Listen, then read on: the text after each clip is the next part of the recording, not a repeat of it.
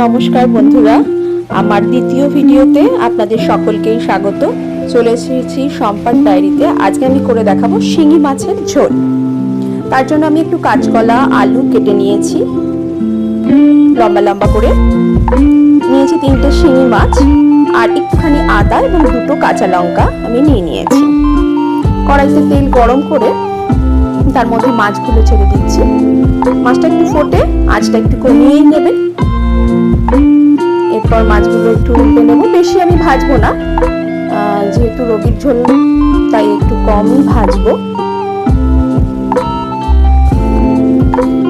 মাছগুলো একটু দূর থেকেই উল্টে দেবেন, শিঙি মাছটা মাঝে মাঝে ফুটতে পারে।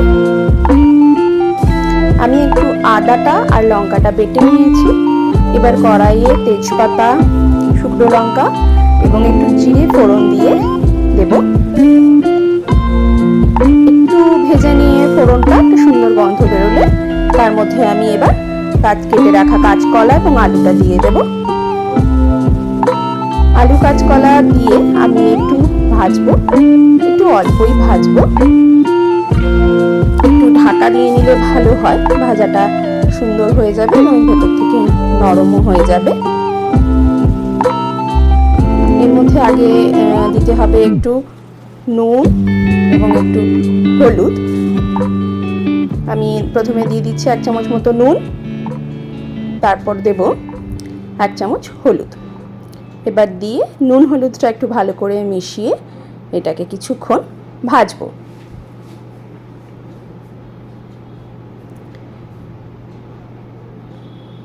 একটু ঢাকা দিয়ে নেব, তাহলে ভাজাটা নরম হয়ে যাবে।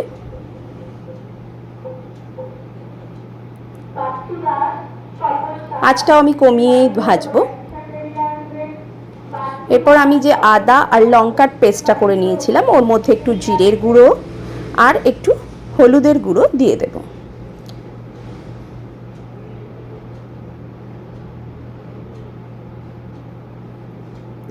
এবার আমি ভাজাটা দেখছি, ভাজাটা প্রায় হয়েই এসেছে আমার।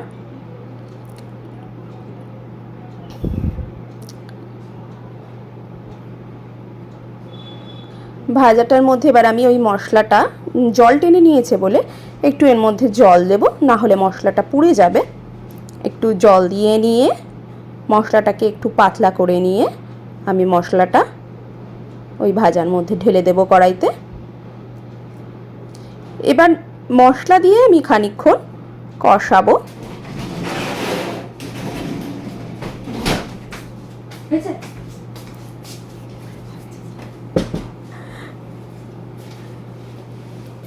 কষানো হয়ে গেছে, এবার একটু জল দিয়ে দেব। আমি ঝোলটা একটু পাতলাই রাখবো, যেহেতু শিঙি মাছের ঝোল রোগীদেরই দেওয়া হয়, একটু পাতলা পাতলা ঝোল খেতেই ভালো লাগে। আমি একটু বেশি জল দেব, ঝোলটা একটু বেশি রাখবো। আর একটু জল লাগবে মনে হচ্ছে।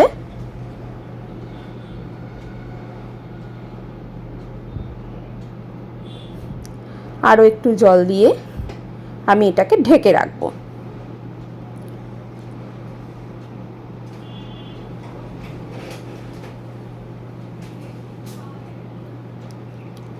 ঝোলটা আমার ফুটে গেছে, এবার এর মধ্যে আমি মাছগুলো দিয়ে দেব।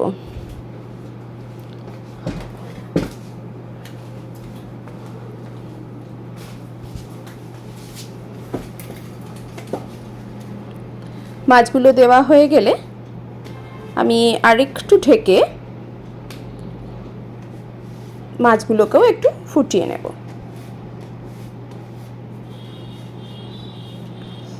মাছটা ফুটে গেলেই আমার ঝোলটা রেডি। নুন চেখে নিতে হবে। তো এইভাবে আর 2টো কাঁচা লঙ্কা আমি চিড়ে দিয়েছি সুন্দর গন্ধের জন্য। শিঙি মাছের ঝোল এইভাবে রান্না করে দেখবেন বন্ধুরা, বেশ ভালোই লাগে গরমের দিনে।